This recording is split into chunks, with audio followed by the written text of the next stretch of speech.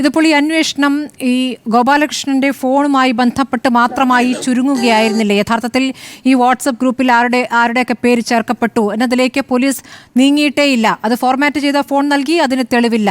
Hack ചെയ്യപ്പെട്ടോ hack ചെയ്യപ്പെട്ടിട്ടില്ല, അത് തെളിയിച്ചു. അതിലപ്പുറം അത് അദ്ദേഹത്തിന്റെ പരാതിയുമായിരുന്നു, അത് വ്യാജ പരാതിയായിരുന്നു. അതിലപ്പുറം മുന്നോട്ട് പോകാൻ എന്തുകൊണ്ട് പോലീസ് ശ്രമിച്ചില്ല എന്നൊരു വിഷയം അവിടെ നിൽക്കുന്നില്ലേ? രണ്ടാമത്തെ ഗ്രൂപ്പ് ഉണ്ടാക്കുന്നു, മുസ്ലിം ഗ്രൂപ്പ് ഉണ്ടാക്കുമ്പോൾ അതിലൊരു ഉദ്യോഗസ്ഥ അതിന്റെ അപകടം മണത്തുകൊണ്ട് പെട്ടെന്ന് തന്നെ അതിന്റെ സ്ക്രീൻഷോട്ട് എടുക്കുകയും ഇതെന്താണ് ഇങ്ങനെ എന്ന് ചോദിക്കുകയും അത് ഇന്റലിജൻസിലൊരു പരാതിയായിട്ടല്ല, ഈ കാര്യം ഇന്റലിജൻസിന്റെ ശ്രദ്ധയിൽപ്പെടുത്തുകയും ചെയ്തിട്ടുണ്ട്. ആ വഴിയിലേക്ക് കൂടി വേണമെങ്കിൽ പോലീസ് നീങ്ങാമായിരുന്നു. അപ്പോൾ എന്തുകൊണ്ട് പോയില്ല എന്നൊരു ചോദ്യമില്ലേ ശ്രീ ജയേന്ദ്രൻ? അതിൽ ഈ ഫോറൻസിക് റിപ്പോർട്ട് തന്നെ പോലീസിന്റെ ഇത് അതുകൂടെ ആഡ് ചെയ്തിട്ടുണ്ടല്ലോ. അതിൽ തന്നെ പറയുന്നുണ്ട് many officers and non officers were added to this group എന്ന ഒരു വാചകം വ്യക്തമായി പറയുന്നുണ്ട്.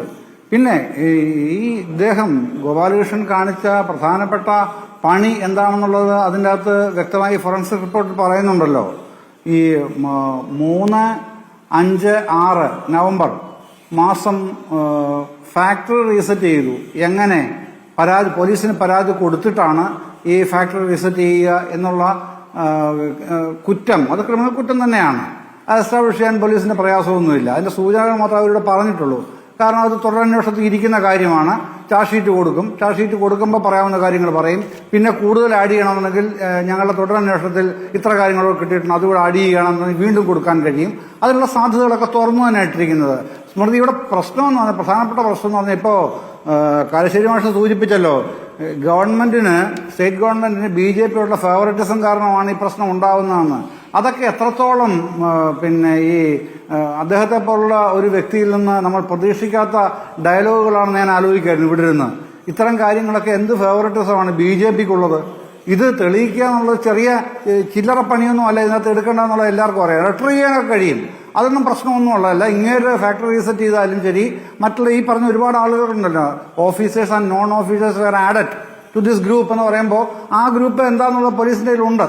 അത് വെച്ച് റിട്രീവ് ചെയ്യാൻ കഴിയുന്നതിനൊന്നും പ്രയാസമൊന്നുമില്ല ഇന്നത്തെ കാലത്ത്. അതൊക്കെ ഉണ്ടാവുകയും ചെയ്യും. പക്ഷെ അത് മുഴുവൻ ഫേവറിറ്റിസമാണ് BJPക്കുള്ളത്. ഇത് ഒരു കാര്യമല്ല. ഒരു കാര്യം ഇന്നിപ്പോൾ പറയാനൊട്ട് സമയമില്ലാത്തതുകൊണ്ടാണ്. കേരളത്തിലെ ഈ IAS ഉദ്യോഗസ്ഥരിൽ ഒരുപാട് കളികൾ നടക്കുന്നതിന്റെ വസ്തുതകൾ ഉണ്ട്. അത് തന്നെ ഒരു ദിവസം ചർച്ച ചെയ്താൽ സ്മൃതി ഉണ്ട്, പറയാൻ ഒരുപാടുണ്ട്. ഇത് ഇവർക്കൊരു അസോസിയേഷൻ ഉണ്ടല്ലോ, അതിന് ചില മേധാവികളുണ്ട്. അതിലൊരു മേധാവി ചില സമുദായ നേതാക്കളെ മാസത്തിൽ 2 തവണ വീട്ടിൽ പോയി കണ്ടു കുമ്പിട്ടില്ലെങ്കിൽ ഉറക്കം വരാത്ത നിലയിൽ വിയർക്കുന്നവരാണ്. അതടക്കമുള്ള കാര്യങ്ങളുണ്ട്. വേറൊരു സീനിയർ IAS ഉദ്യോഗസ്ഥന് വേറെ തന്റെ സ്വന്തം വകുപ്പിൽ തന്നെ തന്റെ ഏക കുട്ടിക്ക് വേണ്ടി ഒരു ക്രഷ് അവിടെ ഉണ്ടാക്കിയ മഹാനുണ്ട്. അങ്ങനെയുള്ള ആൾക്കാരുണ്ട്. അവർക്കത് സാധിക്കുന്ന ഈ ഒരു അസോസിയേഷന്റെ ബലത്തിലൊക്കെയാണ്. പിന്നീട് നമ്മുടെ ഇവിടെ ഉണ്ടല്ലോ, രാജ്ഭവന്റെ ഗോൾഫ് ക്ലബിന്റെ ഓപ്പോസിറ്റ് ഇവർക്കൊരു സ്ഥലമുണ്ട്, ഒരു ക്ലബുണ്ട്. അവിടെ എന്താണ് പരിപാടി? വൈകുന്നേരം 6 മണി കഴിഞ്ഞ് ഞാൻ പിന്നെ ഈ തെളിവൊക്കെ ഉണ്ട്, എങ്കിലും ഇവിടെ പറയുകയാണ്, കള്ളുകൂടിയാണ് പരിപാടി, ലൈസൻസ് ഇല്ല. കഴിഞ്ഞ ഗവൺമെന്റിന്റെ കാലത്ത്, 1ാം പിണറായി സർക്കാരിന്റെ കാലത്ത്, അന്ന് എക്സൈസ് മന്ത്രിയായിരുന്ന TP രാമകൃഷ്ണനെ സമീപിച്ചു. അദ്ദേഹം ഒരു കാരണവശാലും കൊടുക്കില്ല എന്ന് ഉറച്ച നിലപാടെടുത്തുകൊണ്ട് മാത്രം അത് കിട്ടിയില്ല.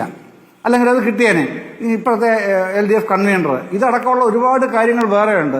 പ്രശാന്തിന്റെ കാര്യം പറഞ്ഞാൽ അദ്ദേഹത്തിന് പരാതി പറയാൻ ഇടവില്ലാത്തതുകൊണ്ട് മാത്രം പറഞ്ഞു എന്നുള്ളതാണല്ലോ ഇപ്പോൾ ഇവിടെ പറഞ്ഞത്. അങ്ങനെയൊന്നും അല്ല. എനിക്ക് അത് സംബന്ധിച്ചും പറയാൻ കാര്യങ്ങളുണ്ട്, പക്ഷെ അതിന് സമയം തികയുന്നില്ല, അതുകൊണ്ട് പറയുന്നുമില്ല. അപ്പൊ ഇത്തരത്തിലുള്ള കാര്യങ്ങൾ മോശപ്പെട്ട കാര്യങ്ങൾ എന്നുള്ളതല്ല, വളരെ വേഴ്സ്റ്റ് ആയിട്ടുള്ള നിലയിൽ ഈ പിന്നെ VKN പണ്ട് പറഞ്ഞ പോലെ ഗ്ലോറിഫൈഡ് ക്ലർക്സ് എന്നാണ് അദ്ദേഹം വിശേഷിപ്പിച്ചത്. അവര് ഈ പണിയൊക്കെ കാണിക്കുന്നുണ്ട്, ഒരുപാട് കാര്യങ്ങൾ. അതിൽ ഇത് ആ കൂട്ടത്തിൽപ്പെട്ടതല്ല. ഇതിനകത്ത് ഇത് പ്രത്യേകമായി മാറി നിൽക്കുന്ന ഒരു കേസാണ്. അതിനകത്താണ് ഞാൻ പറഞ്ഞത്, ഈ നമ്മുടെ കേരളത്തിൽ വന്ന് ഇത്തരം പണി വർഗീയതയുമായി ഡയറക്റ്റ് ബന്ധപ്പെടുന്ന തരത്തിലുള്ള വാട്സാപ്പ് ഗ്രൂപ്പുകൾ ഉണ്ടാക്കിയിട്ട് അത് വെറുതെ എന്തെങ്കിലും നിർദോഷമായിട്ടോ നിഷ്കളങ്കമായിട്ടോ ചെയ്യുന്നതല്ലോ, വളരെ പർപ്പസിൽ ചെയ്യുന്നതാണ്. ഉണ്ടാക്കുന്നത്. ഏതാ അദ്ദേഹം തമിഴ്നാട് സ്വദേശിയാണെന്നാണ് ഞാൻ മനസ്സിലാക്കുന്നത്. എന്താണ് സ്മൃതി? ഗോപാലകൃഷ്ണൻ തമിഴ്നാട് സ്വദേശിയാണ്. അതെ അതെ അതെ അതെ അതെ അതെ തമിഴ്നാട് സ്വദേശിയാണ് ഗോപാലകൃഷ്ണൻ. അക്കാര്യത്തിൽ നമുക്കെല്ലാവർക്കും അറിയുന്ന കാര്യമാണ്. അദ്ദേഹത്തിന്റെ ഇപ്പൊ തിരുവനന്തപുരത്തെ സീനിയർ ഉദ്യോഗസ്ഥന്മാർ അദ്ദേഹത്തിന്റെ ഞാൻ പറയുന്നത് മോശമാണെങ്കിലും എന്നോട് പറഞ്ഞിട്ടുള്ളതാണ് ഞാൻ പറയുക. അദ്ദേഹത്തിന്റെ സമുദായം ചേർത്താണ് അദ്ദേഹത്തെ പറ്റി എന്നോടൊരു മറ്റൊരു സീനിയർ ഓഫീസർ സംസാരിച്ചത്. അതുവരെ ഉണ്ട്, അതിരിക്കട്ടെ, അതൊന്നും ഞാൻ പറയുന്നില്ല ഇവിടെ നിന്നുള്ളതേ ഉള്ളൂ. ഞാൻ പറഞ്ഞത് കേരളത്തിലെ നമുക്ക് ഏതാണ്ട് 250ഓളം IAS വേണം. പക്ഷെ നമുക്ക് 200 താഴെ IAS ഇപ്പം നിലവിൽ നമുക്കിവിടെ ഉള്ളൂ. അതിനൊരു ഷോർട്ടേജ് ഉണ്ട്. അതുകൊണ്ടാണ് ചിലർക്കൊക്കെ 5-6 വകുപ്പൊക്കെ അല്ലേ കൈകാര്യം ചെയ്യുന്നത്. അങ്ങനെയുള്ള കാര്യങ്ങളൊക്കെ ഉണ്ട്. അങ്ങനെ അത്തരത്തിലൊരു ഒരു ഒഴുക്കിൽപ്പെട്ടാണ് ഇങ്ങനെ കാര്യങ്ങൾ പോകുന്നത്. ആ ഒഴുക്കിൽപ്പെട്ട് ഇത്തരക്കാർ ചെയ്യുന്ന തിന്മകൾ കൂടെ മറച്ചുവെക്കപ്പെടുകയാണ് പലപ്പോഴും ചെയ്യുന്നത്. പക്ഷെ ഭാഗ്യവശാൽ കേരളത്തിന്റെ ഭാഗ്യം കൊണ്ട് അത് ഇപ്പോൾ തുറന്നു കിട്ടി. ഇന്ന പണി കാണിക്കുന്ന ഒരു സീനിയർ IAS ഓഫീസർ ഇവിടെ ഉണ്ട് എന്ന് തുറന്നു കിട്ടി. അത് പച്ചയ്ക്ക് പിടിക്കാനും പറ്റി. അതിന് എവിടം വരെ പോകുമെന്ന് നമുക്ക് നോക്കാം. അതല്ലാതെ കാരശ്ശേരി മാഷ ഇതിനകത്ത് സ്റ്റേറ്റ് ഗവൺമെന്റിന്റെ BJP ഉള്ള ഫേവറിറ്റിസമാണ് എന്നൊക്കെ പറയുന്നത് വളരെ കടന്നു കൈയാണ്. ഒരാൾ ഇതിലിപ്പോൾ കൂടുതൽ